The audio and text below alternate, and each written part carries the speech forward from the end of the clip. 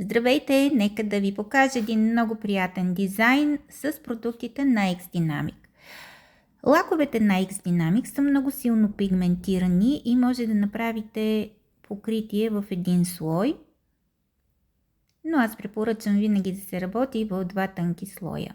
Тук съм направила, без да се старая, преливане между двата цвята и покривам с топ мат.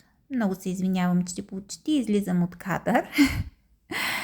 Но получава се ето това и накрая след полимеризация чудесно кадифе с гел в бутилка, тъй като ми е по-лесно, направих едно топче или капчица, която покрих с номер 170. Това е котешко око сребърно. Изтеглих ефекта и покрих с топ витражен зелен.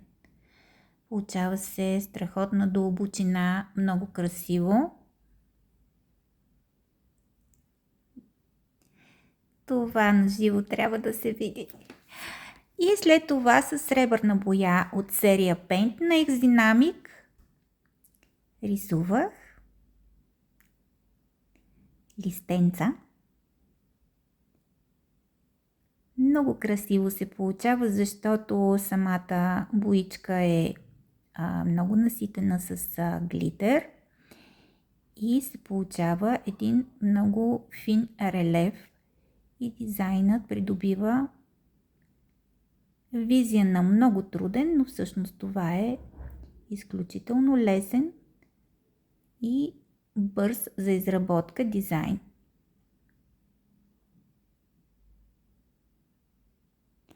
Работя с тънката четка на X-Dynamic, препоръчвам ви, аз я ползвам за всичко. Няма да се впускам да виждате целият дизайн как се рисува. Смятам, че е много лесен този дизайн да се изработи.